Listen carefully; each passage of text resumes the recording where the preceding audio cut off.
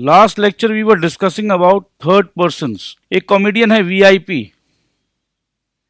तो वीआईपी का शो था, वीआईपी कोई भी रीजन से नहीं पहुंच पाए, तो कपिल शर्मा क्योंकि वो भी कॉमेडियन थे, तो चलो यहां मैच हो जाएगा कि चलो लोग कॉमेडी सुनने आए थे तो कपिल शर्मा जाके कॉमेडी करना स्टार्ट कर दिए और लोग एक्सेप्ट कर लिए। अब ना वीआईपी ने तो कपिल शर्मा से नहीं कहा था कि भाई मैं लेट आ रहा हूं तो तुम जाके संभाल लेना, ऐसा नहीं कहा था। कपिल शर्मा खुद अपने आप से, क्योंकि उसे लगता था कि भाई वीआईपी तो मेरा अच्छा दोस्त है, दोस्त को पैसा देना पड़ जाएगा, दोस्त को सारे टिकट्स के पैसे वापस देने पड़ जाएंगे, चलो मैं जाके संभाल लेता हूं। कपिल शो को संभाल लिया। दोस्त कपिल के संभालने से क्या होता है, ये जितने लोगों को टिकट का पैसा वीआईपी को वापस देना था अब देना नहीं पड़ेगा, बिकॉज कपिल के परफॉर्मेंस लेते के साथ वीआईपी इज डिस्चार्ज्ड। समझिएगा बात को, VIP is discharge from the performance, क्योंकि लोगों ने इसका परफॉर्मेंस एक्सेप्ट कर लिया। अब कपिल और वीआईपी आपस में सलटेंगे। देख भाई, कपिल बोलेगा वीआईपी भाई देख तेरा 2 करोड़ रुपया का नुकसान बचा लिया मैं, 2 करोड़ रुपया तुम्हें वहां देना पड़ता। अब चाहे तो वीआईपी अगर कपिल को 1 करोड़ देना चाहे तो दे दे, नहीं देना चाहे तो नहीं दे दे। ये आपस का कपिल और वीआईपी का अंडरस्टैंडिंग होगा कि भाई चलो तुम्हारे बिहाफ में मैंने जाके ये काम कर दिया, तुमने मुझे कहा भी नहीं था बट मैंने कर दिया, तो कहीं ना कहीं चलो एहसान भी सही, अगर कपिल कुछ पैसे भी नहीं लेता तो एहसान तो चढ़ा दिया ना वीआईपी के ऊपर। तो ये आपस का अंडरस्टैंडिंग है वीआईपी और कपिल के बारे में। But as far as the audience is concerned, audience ने परफॉर्मेंस एक्सेप्ट कर लिया थर्ड पार्टी से, राइट? तो ऑडियंस ने क्योंकि परफॉर्मेंस एक्सेप्ट कर लिया, अब वो पार्टी टू द कॉन्ट्रैक्ट जो the VIP, he is discharged from the obligation. बात को समझना है, ठीक है? तो आइए इसी को अब और रीड करते हैं। एग्जाम्पल देखिए, A received certain goods from B promising to pay 1 lakh. किसने किसको प्रॉमिस किया? A ने B को प्रॉमिस किया। A ने B को प्रॉमिस किया कि मैं 1 लाख रुपया तुम्हें दे दूंगा क्योंकि तुमसे मैंने गुड्स लिए। A को 1 लाख रुपया देना है।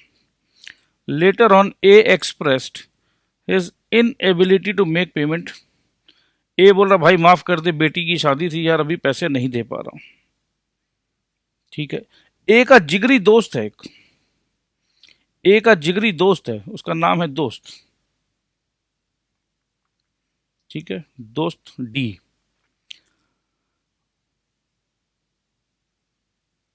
C who is known to A, चलो यहां सी है, जिगरी दोस्त का नाम है C. Who is known to A pays ₹60,000 to B. B को कौन पेमेंट कर रहा है? ये सी पेमेंट कर रहा है। कितना पेमेंट कर रहा है? 60,000 रुपया। ए को कितना पैसा देना था? 1 लाख रुपया। ऑन बिहाफ ऑफ ए। ए ने क्या सी को कहा है? नहीं, ए ने सी को नहीं कहा है, बट दोस्त है, दोस्त का दुख देखा नहीं गया। सी चुपचाप जाके बी को बोलता है भाई सुन, मेरे दोस्त को परेशान नहीं करोगे, तुम क्या जानो दोस्ती क्या चीज है, चुपचाप ये पैसे रख लो, 60,000 रखो, मैं बाकी पैसे तुम्हें बाद में देता हूं, खबरदार मेरे दोस्त को परेशान किए तो on behalf of A C 60,000 रुपया दे देता है। However A was not aware of the payment, A को पता ही नहीं था। अब बी क्या सोच रहा है कि भैया चलो ए को तो पता ही नहीं है, तो मैं अभी भी जाके ए को बोलूंगा ए भाई तेरा 1 लाख रुपया बाकी है, चल दे। तो अगर ऐसा करे ए, ऐसा करे बी कि वो ए से वापस 1 लाख रुपया मांगे, तो आपको नहीं लगता गलत है? तो क्या बी को ए से 1 लाख मांगने चाहिए जस्ट बिकॉज ए को पता नहीं है? नहीं। और बी क्या बोल रहा है कि now B is intending to sue A for the amount of 1 lakh. मतलब सी तो स्ट्रेंजर है ना। बी क्या सोच रहा है, सी से मैंने पैसे भी ले लिए और वैसे भी कॉन्ट्रैक्ट तो मेरा ए के साथ था, तो सी से पैसे लिए तो सी तो स्ट्रेंजर टू द कॉन्ट्रैक्ट है। बट याद करो हमने शुरू में पढ़ा था, stranger to the contract can give consideration, we can take पैसा from the stranger, but stranger to the contract can not sue, privity of contract. तो यहां यही तो बात हो रहा है। ठीक है, तो स्ट्रेंजर टू द कॉन्ट्रैक्ट से पैसे ले लिए, 60,000 ले लिए, ठीक है। तो अब क्या होगा, क्या ये ए को 1 लाख रुपया के लिए केस कर सकता है, मांग सकता है? बिल्कुल नहीं। आइए इसका एक्सप्लेनेशन देखते हैं।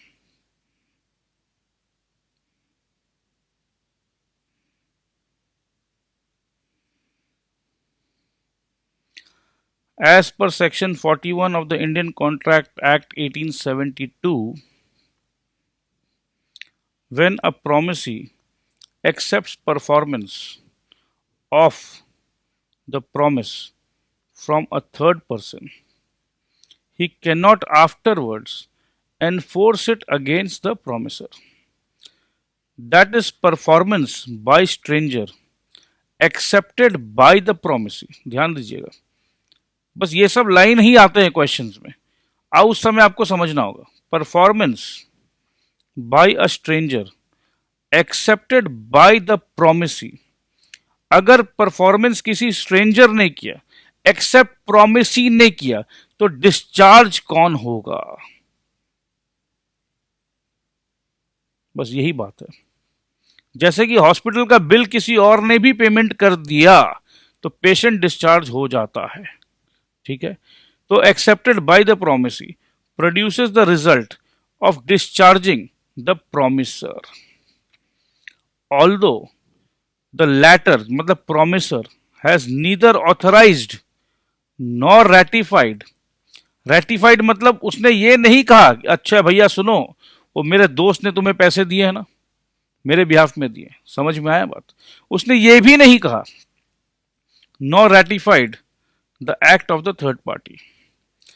Therefore, in the present instance, B can sue only for the balance amount, that is 40,000. ये misprint है भैया बुक में, and not for the whole amount. तो मेरे ख्याल से ये बात एकदम पानी की तरह क्लियर है। जॉइंट प्रोमिसर्स में पहुंच गए हम लोग। जॉइंट प्रोमिसर्स, प्रोमिसर एंड प्रोमिसी तो हम समझ चुके हैं। जॉइंट प्रोमिसर मतलब प्रोमिसर को जॉइंट करेंगे हम लोग।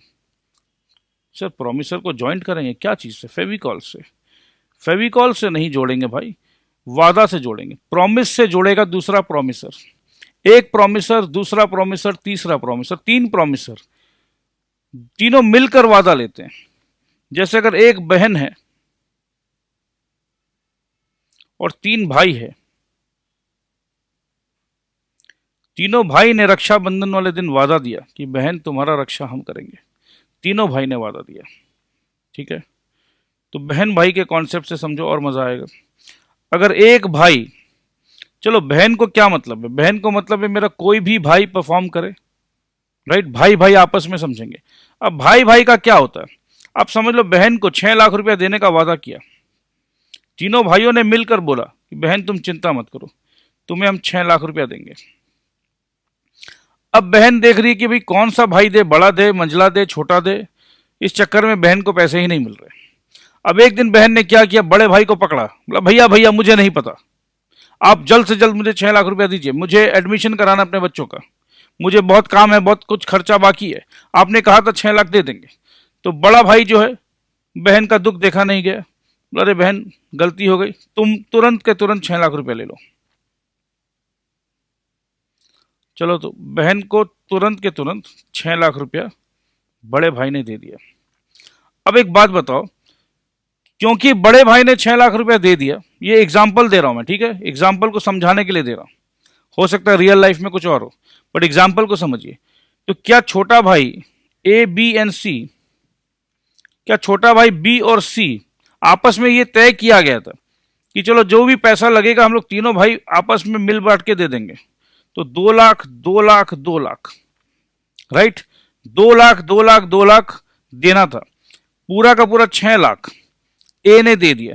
तो क्या ए इन फ्यूचर दोनों छोटों भाई से 2-2 लाख रुपया नहीं लेगा? बिल्कुल लेगा, कि देखो तुम लोगों के बिहाफ में मैंने दे दिया, बहन को वादा तो हम लोग तीनों ने किया था, चलो तुम लोगों के पास पैसे नहीं थे, मैंने वादा पूरा कर दिया, भाइयों की तरफ से जो वादा था मैंने पूरा कर दिया, बट मेरे भाई 2-2 लाख रुपया तुम लोग प्लीज मेरे को दे देना। तो कोई दिक्कत नहीं है, इसी कहानी में एक ट्विस्ट आया। जो बीच वाला भाई है, कहानी में थोड़ा सा ट्विस्ट है। जो बीच वाला भाई है मेरे दोस्त, बीच वाला भाई जो है बी, उसका बहुत जबरदस्त बिजनेस में लॉस हो गया। अब बी रोते रोते ए और सी के पास गया, अब मेरा लॉस हो गया, अब मैं कहाँ जाऊं, बहन को भी 2 लाख रुपए देने थे, भैया मैं क्या करूं, भैया मेरा लॉस हो गया।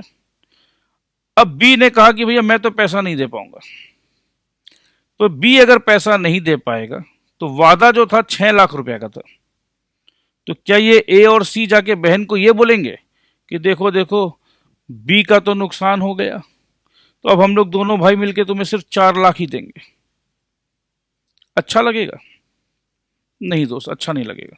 बहन बोलेगा मुझे क्या पता कौन सा भाई का क्या नुकसान हुआ, मुझे ये पता कि मेरे तीनों भाइयों ने मुझे ये वादा किया था कि 6 लाख रुपया देंगे, जॉइंट वादा था आप लोगों का कि 6 लाख देंगे। अब किस भाई का नुकसान है, किस भाई का फायदा, वो मुझे नहीं देखना है।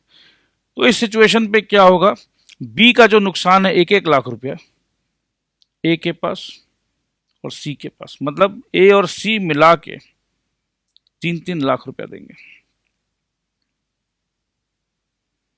बाद में ये लोग रिकवर कर सकते हैं, अब वो दे नहीं दे, रिकवरी हो नहीं हो वो अलग बात है।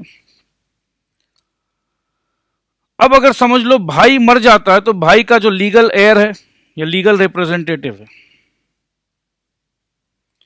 तो इसी प्रकार से इस एग्जाम्पल को जॉइंट प्रोमिसर के तौर पे हम लोग लेंगे, समझेंगे, पढ़ेंगे, और मुझे पूरा उम्मीद है कि आप जिस तो समझ ही चुके हो। तो आइए इसको पढ़ते हैं। जॉइंट प्रोमिसर्स, जब मिलकर वादा करते हैं, मिलकर वादा करते हैं, वादा निभाएंगे हम लोग। Joint promisors, when 2 or more persons have made a joint promise, then unless a contrary intention appears, contrary मतलब कोई उल्टा इंटेंशन, मतलब सीधा सीधा क्या है, अगर 2 or more persons have made a joint promise, then unless a contrary intention appears by the contract, all such persons must jointly fulfil the promise. Jointly promise किया था, जॉइंटली फुलफिल करेंगे। वादा मिलकर किया था, वादा मिलकर ही निभाएंगे। बट वादा निभाने से पहले अपना एक मित्र भगवान को प्यारा हो गया। If any one of them dies,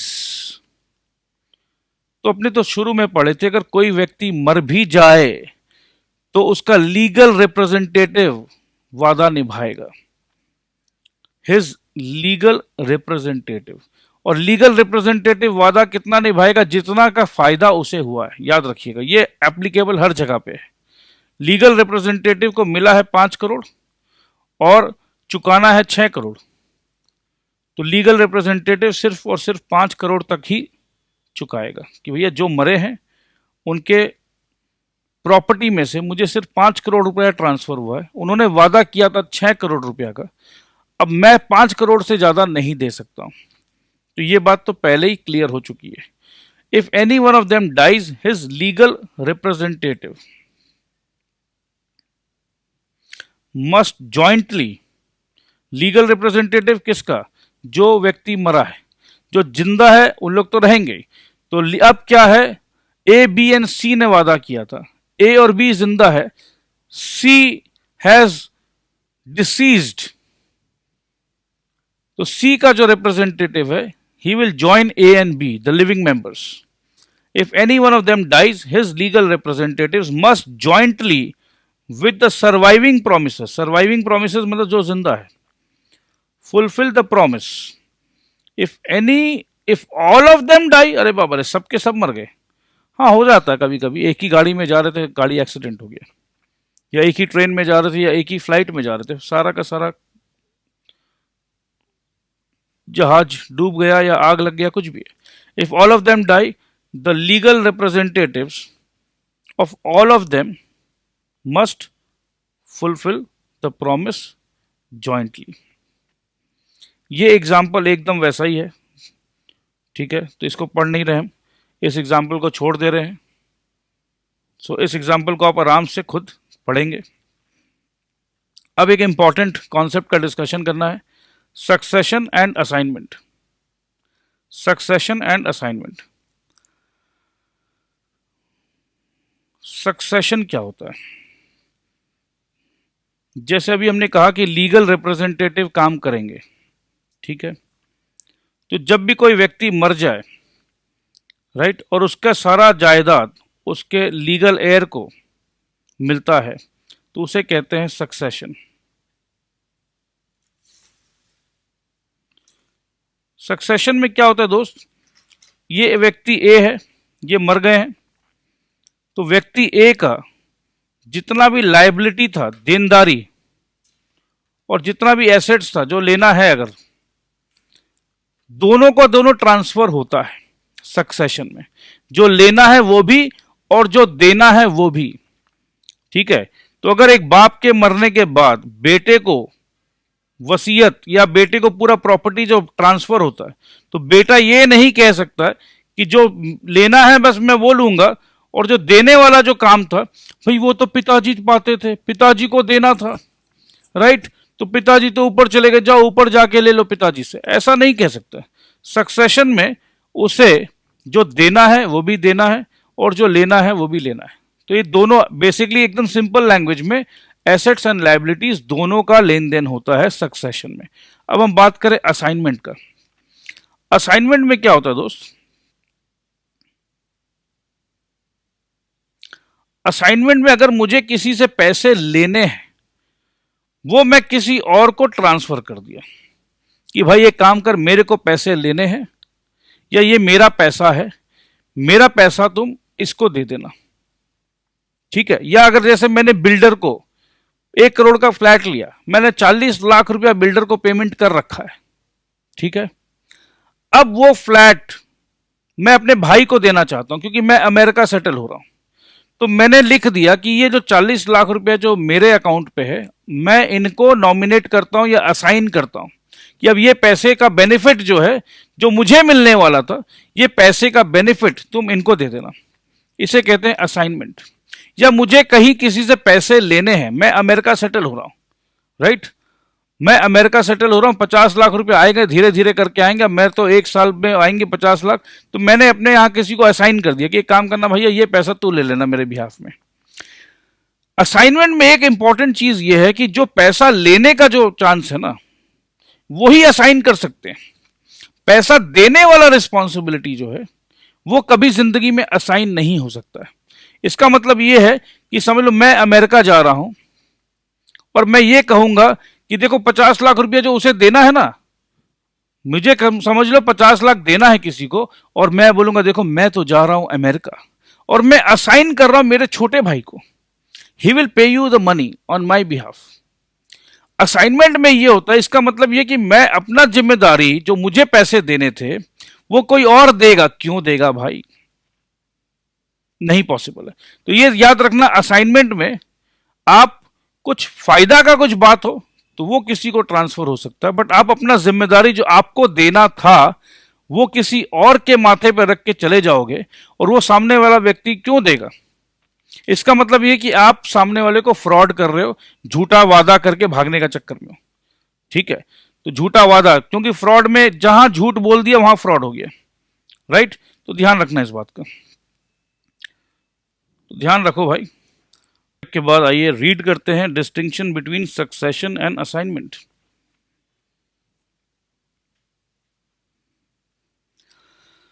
so distinction between succession and assignment, जैसे मैंने अभी आपको कहा वैसा ही है, कुछ बहुत ज्यादा झमेला वाला चीज नहीं है। डिस्टिंक्शन बिटवीन लीगल कॉन्सेप्ट्स, ये लीगल कॉन्सेप्ट्स है।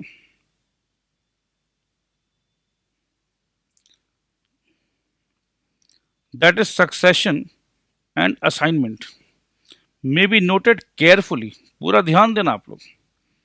when the benefits of a contract are succeeded to by process of law, benefit succeeded by process of law, process of law क्या होता है, जैसे कि सक्सेशन एक्ट, पिताजी के मरने के बाद पड़ोसी को नहीं मिलता भाई, बेटे को मिलता है, ये सक्सेशन एक्ट कहता है। तो प्रोसेस ऑफ लॉ है। Then both burden and benefits, burden and benefit, सिर्फ और सिर्फ बेनिफिट नहीं, बर्डन, बोझा भी आएगा भाई, किसी को देने का बोझा भी अब तुम्हारे सर पे है, तुम्हारे कंधों पे है। पिताजी का जो भी बकाया बोझा था, जो पिताजी अपने जीवन में पूरा नहीं कर पाए, बेटे अब तुम्हें पूरा करना है। तो both burden and benefits attaching to the contract may sometimes devolve on the legal heir, devolve मतलब उसके कंधे पे आएगा, legal heir. Suppose a son succeeds to the estate of his father after his death, he will be liable to pay the debts and liabilities of his father owed during his lifetime.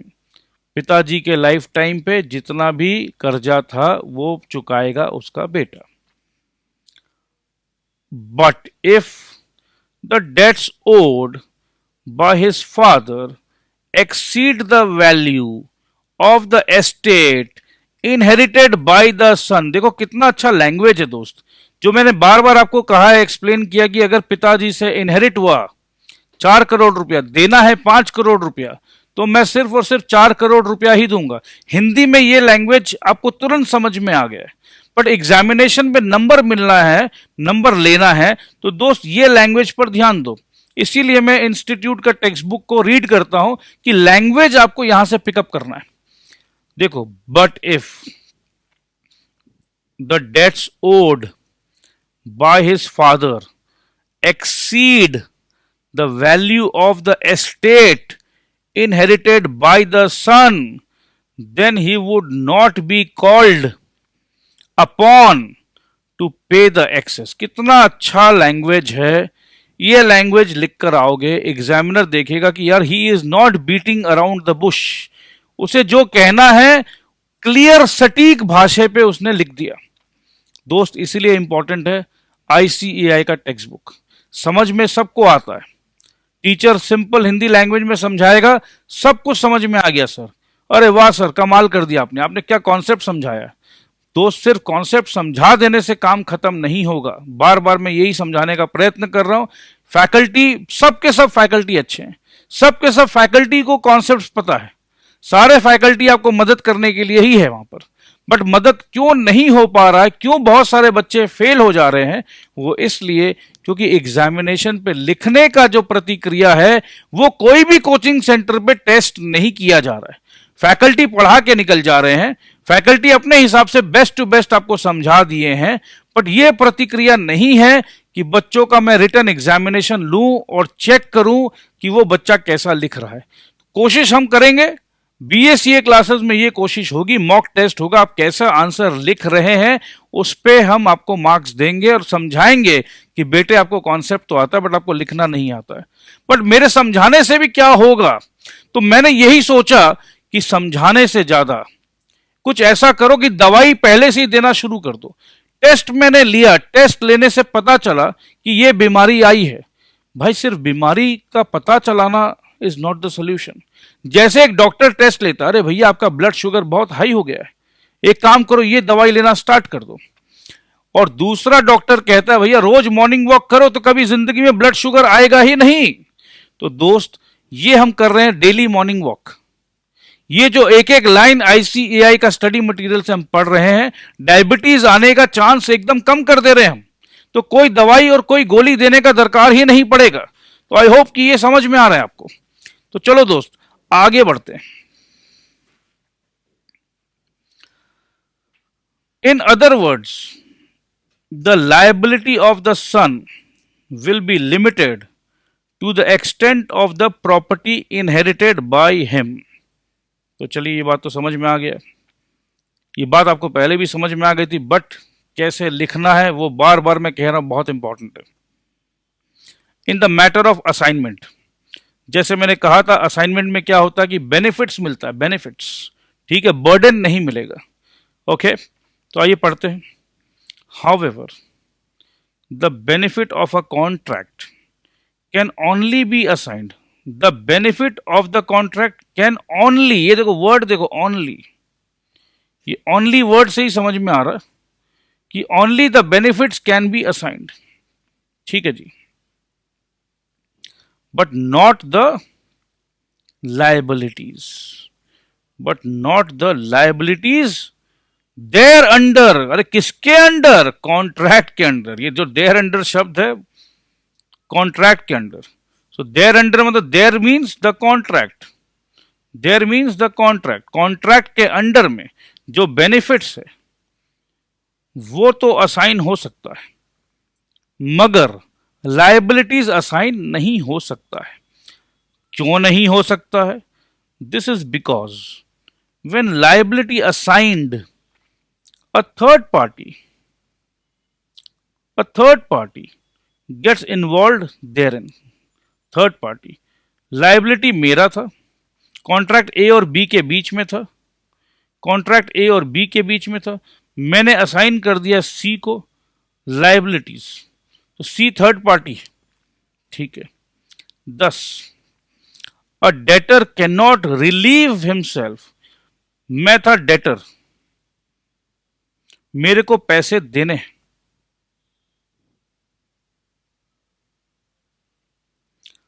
Of his liability to creditor by assigning to someone else his obligation to repay the debt.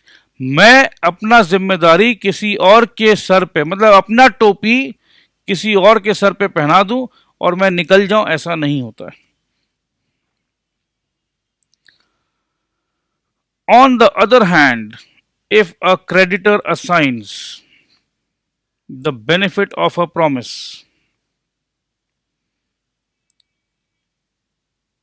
he thereby entitles the assignee to realize the debt from the debtor. कि भाई तुम उससे पैसे ले लेना, ये benefit का बात है. But where the benefit is coupled with a liability, but benefit तो है, but benefit is coupled. Coupled मतलब होता है टू, याद रखना. कपल वर्ड मतलब होता है टू, कपल मतलब दो जन को बोलते हैं. तो बेनिफिट मतलब सिंगल बेनिफिट है, सिंगल बेनिफिट है तो असाइनमेंट है, सिंगल एंड सिंगल बेनिफिट है. ठीक है.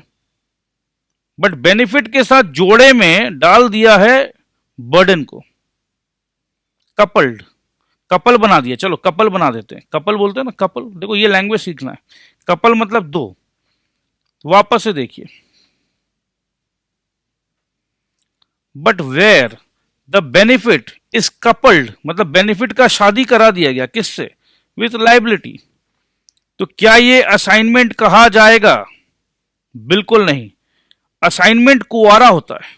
शादी मत कराओ लाइबिलिटी से.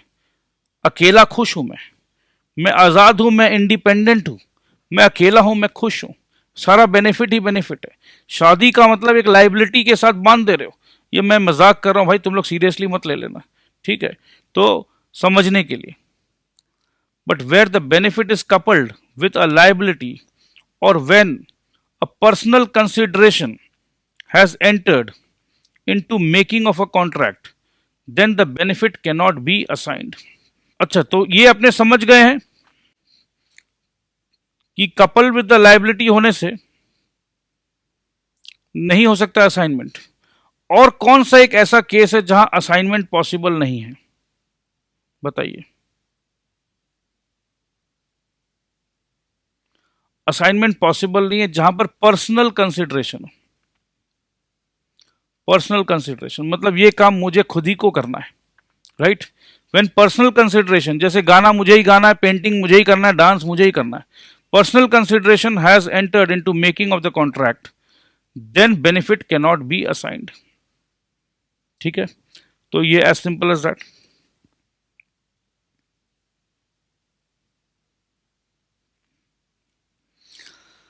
आइए अब देखते हैं effect of refusal to accept offer of performance. याद करो, पहले हमने कहा था कि भाई परफॉर्मेंस देने के लिए मैं रेडी हूं, अब मैं तो देने के लिए परफॉर्मेंस रेडी हूं, बट सामने वाला मेरा परफॉर्मेंस नहीं ले रहा है, तो क्या होगा? Where a promisor has made an offer of performance to the promisee and the offer has not been accepted, मैं तो अपना काम करने के लिए रेडी हूं, तत्पर हूं, तैयार हूं, बट आप तो मेरा काम एक्सेप्ट नहीं कर रहे हो, then the promisor is not responsible for non performance, क्योंकि मैंने परफॉर्म कर दिया है, मैं रेडी हूं, आप रेडी नहीं हो, आप मुझे अलाउ नहीं कर रहे हो, आप मेरा परफॉर्मेंस को एक्सेप्ट नहीं करो, दैट मीन्स मेरे तरफ से तो मैंने काम कर दिया, then the promisor is not responsible for non performance.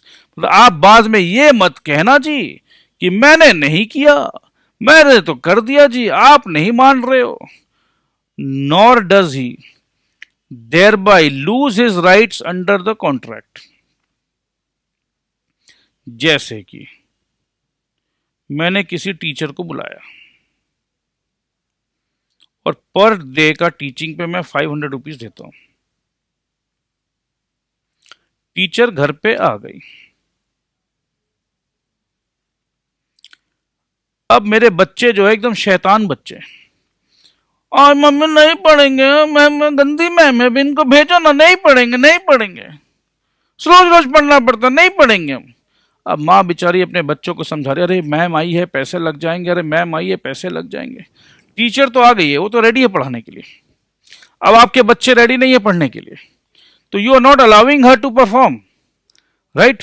तो अब बाद में अगर आपके बच्चे नहीं पढ़ते हैं और आप सोचते हो कि इन टीचर का पैसा काट लें, तो आप बताइए क्या सही होगा? टीचर बोलेगे भाई मैं क्या करूं, मैं तो आई थी, I was ready as per the Monday Wednesday Friday, मुझे आना है, मैं तो आई थी। अगर आपके बच्चे नहीं पढ़ना चाहें तो आप मेरा पैसा कैसे काट सकते हैं? मेरा जो अधिकार है पढ़ाने का, मैं पढ़ाऊंगी, पैसा लूंगी। अब आप बोलिए अरे बट उस दिन तो तुमने पढ़ाया तो नहीं ना, तो फ्री का पैसा चाहिए क्या? शर्म नहीं आता? तुम टीचर हो और फ्री का पैसा मांगती हो, कुछ तो शर्म करो। आजकल तो ना ईमान धर्म खत्म ही हो गया। बच्चे हैं, बच्चे तो बदमाशी कर ही सकते हैं, बच्चों का मूड नहीं था पढ़ने का। अरे तो टीचर बोलेगी भैया आपके बच्चों का मूड नहीं था, बट मैंने तो शेड्यूल वैसे प्लान किया था, अगर आप मुझे पहले बता देते तो चलो सोचा भी जाता, अगर आप बताते मैं एक्सेप्ट कर लेती तो हम लोग उसको थोड़ा आगे पीछे कर लेते। बट अब तो मैं तो परफॉर्म करने आ गई हूं, मैं परफॉर्म करने आ गई हूं, आप मेरा परफॉर्मेंस एक्सेप्ट नहीं करो, तो भाई मेरा अधिकार को क्यों मार रहे हो? मैं अपना नुकसान क्यों करूं? तो ये बात मेरे ख्याल से समझ में आ गया आपको।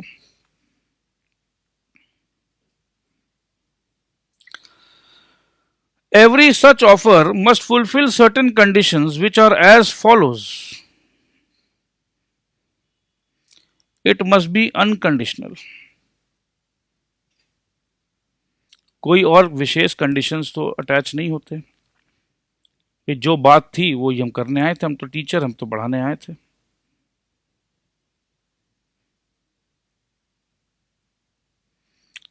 कोई अलग से कंडीशंस तो हम नहीं रख नहीं रहे, जो कॉन्ट्रैक्ट में जो बात थी वही ऑफर कर रहे हैं, ठीक है।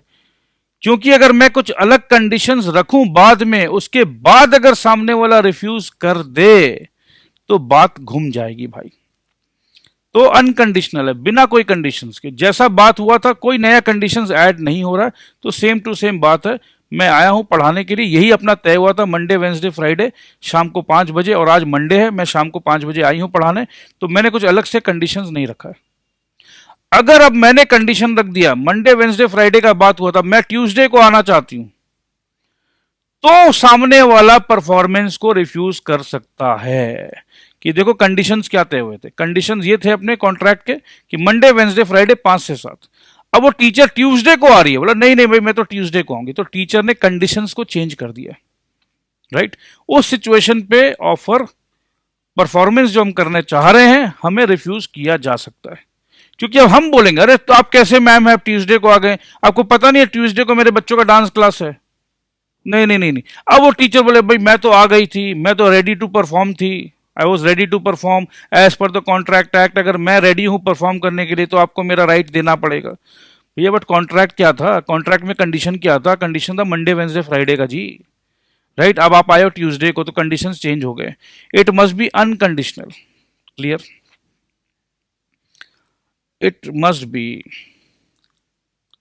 Made at a proper time and place.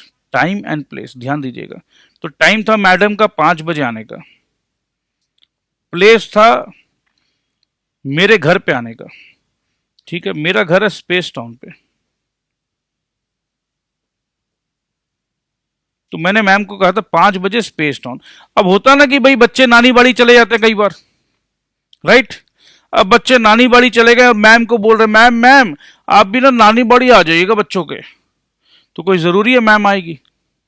क्योंकि टाइम एंड प्लेस जो था वो जो डिस्कस हुआ था भाई इस घर पे आना है, मुझे इस एड्रेस पे आना है, तो उसी घर पे उसी एड्रेस पे वो आएगी तो ठीक है। दूसरे जगह पे बुला रहे हो तो ठीक नहीं है। अगर पहले से ही तय हो गया था कि भाई महीने में एक दिन मैं अपने मम्मी के घर जाती हूँ, मैम आपको महीने के एक दिन मैं बुलाऊंगी, आपको वहां आना होगा, और मैम ने कहा ठीक है मैं आ जाऊंगी बट आपको 5 दिन पहले इन्फॉर्म करना होगा, तो ये सब सारे जो कंडीशंस है ये सारे फुलफिल अगर हो रहे हैं तब तो ठीक है।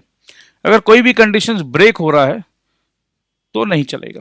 तो as per the conditions, as per the time, as per the place जो तय हुआ था वो होना चाहिए। मैं इसी टाइम पे इसी प्लेस पे मेरा कॉन्ट्रैक्ट था, I have come to perform. अब आप आज अचानक नानी बाड़ी चले गए तो इसमें मेरा क्या दोष है जी? और आप वहां चले गए और आप मुझे वहां बुला रहे हो तो ठीक है भाई, मेरे को क्या है, 5 बजे से 7 बजे तक मैं पढ़ाती हूं, ठीक है। आपने कहा कि भाई यहां आ जाओ, तो मैं 5 बजे निकली, 6 बजे तक पहुंची, और आपने कहा कि आने का ट्रैवलिंग मैं दे दूंगी, तो ठीक है, मुझे क्या, मैंने ऊबर किया, ऊबर में मुझे 1 घंटा लगा, तो मैं 6 बजे से लेकर 7 बजे तक मैंने पढ़ा दिया, और 7 बजे से जो मुझे जाने का भी पैसा जो आप दे रहे हो तो ठीक है। तब तो समझ में आ रहा है। इसका मतलब ये कि भाई जो डिसएडवांटेज आपको हो रहा है उसको तो मैं भरपाई कर रही हूं ना जी।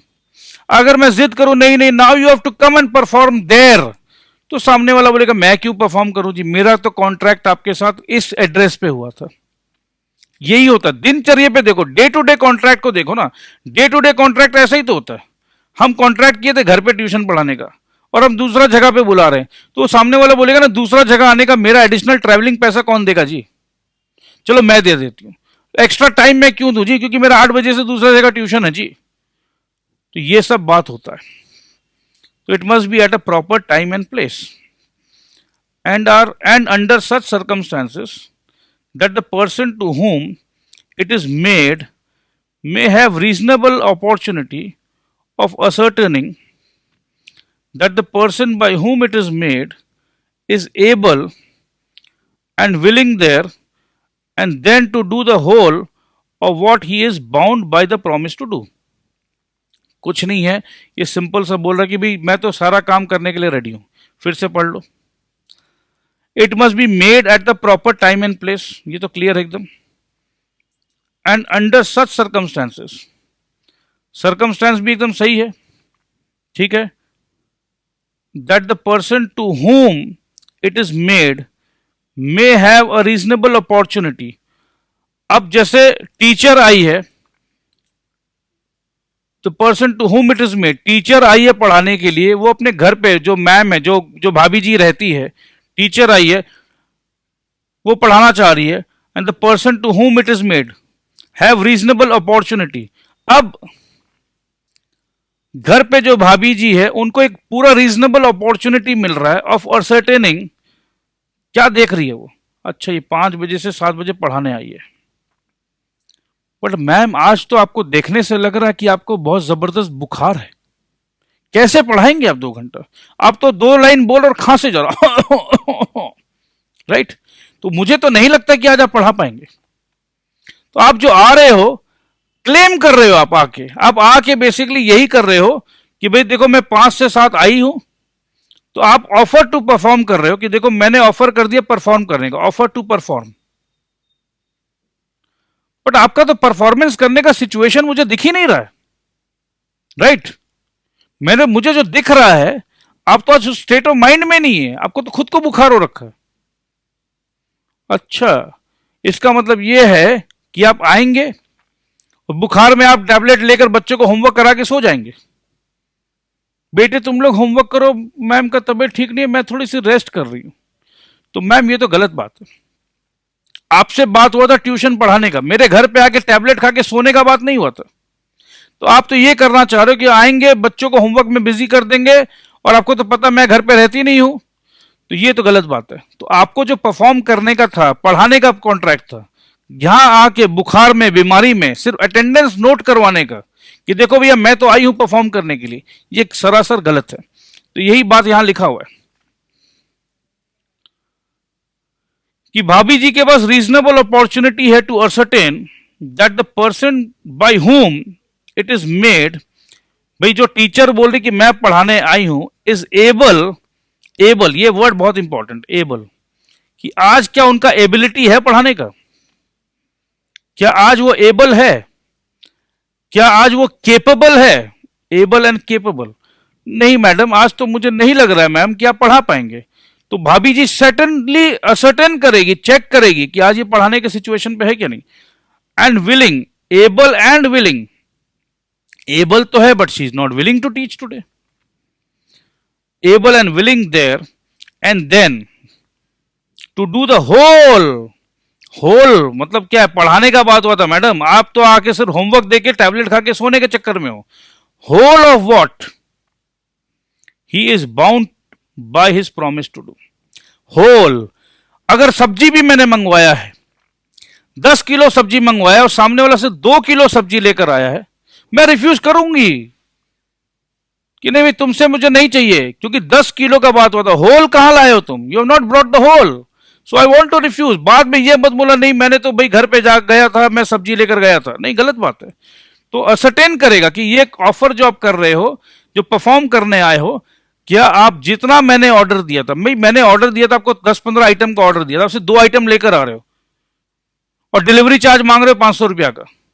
तो भी मैं आपको भी डिलीवरी चार्ज दूं, दूसरे को भी डिलीवरी चार्ज दूं, तीसरे को भी डिलीवरी चार्ज दूं? नहीं भैया जाइए, आप तो पूरा काम नहीं कर रहे हो ना, जाइए पूरा का पूरा कैंसिल। ठीक है जी। तो होल होना चाहिए, जो प्रॉमिस किया था सारा आइटम भेजेंगे, सारा आइटम तो आपने नहीं भेजा, तो मैं कैंसिल करना चाहती हूं। If the offer is an offer to deliver anything, देखो भाई आ गया ना बात, डिलीवर एनीथिंग। अभी तो चलो टीचर का बात कर रहे थे हम, अब डिलीवरी का बात करें। Deliver anything to the promisee, then the promisee must have a reasonable opportunity of seeing that the thing offered is a thing which the promiser is bound by his promise to deliver। जो order किया था वही लेकर आया है कि नहीं, वो तो मैं चेक करूंगी कि नहीं भाई। ठीक है, तो मैं चेक करूंगी। An offer to one of several joint promises has the same legal consequence as an offer to all of them। Effect of refusal of party to perform promise। ये अब हम आज नहीं करेंगे, इसको हम नेक्स्ट डे लेंगे। तो दोस्त आई होप कि आपको धीरे धीरे हम पढ़ा रहे हैं, समझ में आ रहा है आपको सब कुछ। लॉ है, समझ लो अच्छे से, उसके बाद क्वेश्चन आंसर्स करेंगे। लिखने का स्टाइल आपको समझ में आ चुका है। कुछ भी नहीं समझ में आया तो प्लीज़ व्हाट्सएप करिए 9830175050। एलएमएस पे पूरा ध्यान दीजिए, एलएमएस में बहुत सारे क्वेश्चंस अपलोडेड है, एमसीक्यू पैटर्न पे भी अपलोडेड है, और कुछ आंसर्स हम आपसे कुछ बहुत जल्दी कुछ टेस्ट पेपर भी अपलोड करेंगे। उस टेस्ट पेपर को आपको रिटर्न आंसर्स देना है, रिटर्न आंसर्स देकर स्कैन करके आपको ईमेल करना है BSCA classes@gmail.com। आप अपना नाम, रजिस्ट्रेशन नंबर, किस स्टेट से है, सब कुछ मेंशन करेंगे और कोशिश करके उसको चेक करके हम आपको री अपलोड करेंगे आपके एलएमएस में, या एक हम बता देंगे आपको कैसे मिलेगा। ये मॉक टेस्ट देना ज़रूरी है। मॉक टेस्ट दोगे तो समझ में आ जाएगा कि आपका कमज़ोरी कहाँ पर है। एलएमएस पे देखिए, एलएमएस पे मॉक टेस्ट का पेपर अपलोड किया हुआ मिलेगा आपको। चलिए दोस्त, thank you very much. I am really loving you all, the way you are responding, मुझे बहुत अच्छा लग रहा है। सो बस ध्यान रखो, पढ़ाई करना है, मेहनत करना है, शॉर्टकट पे मत जाओ, शॉर्टकट नहीं होता है। सीए में खास करके शॉर्टकट नहीं होता है। जो भी बच्चे शॉर्टकट में जा रहे हैं, देखो वो 1 बार 2 बार 3 बार 4 बार 5 बार अटेम्प्ट ले रहे हैं। अगर आप चाहते हो कि 5-5 अटेम्प्ट लेना है तो आप शॉर्टकट में जा सकते हो, बट उसमें गलती क्या हो रही है, वो शॉर्टकट वापस से शॉर्टकट पढ़ रहे हैं, फेल हो रहे हैं, फिर भी उनको रियलाइजेशन नहीं हो रहा कि फेल क्यों हो रहे, राइट? क्योंकि most of the faculties they are distributing their own books, जो बुक्स 60% है, तो 40% आईसीएआई का मटेरियल ऑलरेडी खत्म है, 60% आपको पढ़ाया जा रहा है और आपको 60% ध्यान में रहता है, तो 60% का 60% इज 36 मार्क्स। सो बस यही एक छोटा सा प्रयत्न है कि 100% पढ़ाएंगे आपको, 100% पढ़ाने का अगर आप 60% भी दिमाग में रख पाए तो 60 नंबर करके आओगे आप, और अगर एग्जामिनर और काट भी ले तो भी 50 नंबर मिलेगा, 45 नंबर मिलेगा, तो पासिंग मार्क्स तो आराम से मिलना ही मिलना है। सो ये विश्वास के साथ आपको पढ़ा रहा हूं, कुछ भी सजेशन हो, कुछ भी बात करना हो, आप प्लीज बेहिचक फोन करिए, व्हाट्सएप करिए, वॉइस मैसेज भेजिए, ईमेल करिए, संपर्क में बने रहिए। Thank you very much, I love you all.